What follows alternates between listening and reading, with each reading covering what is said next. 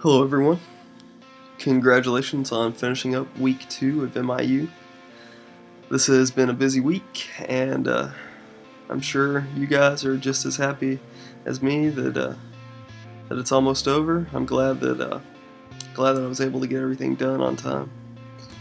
So let's go ahead and get started with my week 2 review. So the easiest part of this project this week was I think creating the bronze app out of my gold app. It was nice that we didn't have to create a completely new application. We could just copy and change a few things. So that was definitely quite easy. Most difficult part was probably determining what jQuery features to use and on what pages I was going to use them. There's a lot of material to comb through on the jQuery mobile website, and that took quite a bit of time to determine what I was going to use and where. As far as info that I've used from previous courses, I definitely utilized best practices for my code formatting and legibility, and as you can see, I think I did a pretty good job of keeping my code uniform and able to read and understand comments everywhere to let anybody know what's going on that reads my code.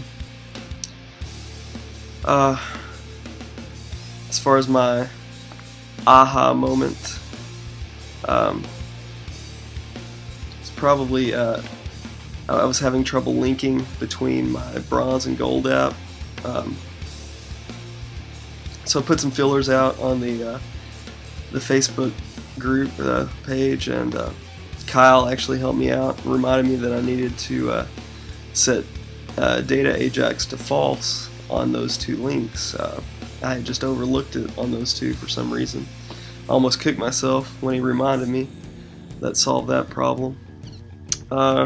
Research this week, as I said before, I definitely did a lot of jQuery mobile research while I was coding this week. That's basically about it. So we'll get on to justification. Right now I have my gold app loaded on my simulator, and you'll see I went ahead with a grid view for my buttons. I didn't really feel like I wanted the user to have to scroll on my home page, so everything is nice and uniform. My feature, search, my browse icons, and my nav bar at the bottom. So we'll go ahead and click one of the browse buttons, and it brings up a collapsed view of the different browse fields. And go ahead and hit our back button. Activity page is basically my news feed. I went with thumbnail plus text for my news feed, and I've got a little search field at the top that functions. It on that. My info page, I have my links, author info. I went with a list view for my links. The author page, of course, another thumbnail plus text for info about the author. We'll go ahead and click over to the bronze application. So with the bronze application, I went with a grid view with my thumbnails, and as you can see, it takes up quite a bit of space. The user has to scroll through, so I really didn't feel like this worked out very well for this application, which is why I chose to display it in my bronze app, not my gold app. As far as anything else, everything else pretty much stays the same. I used all the required elements in both pages with the exception, in both apps with the exception of my my grid, thumbnail grid on my browse items. So overall, I'm pretty happy with how my application has fallen into place this week.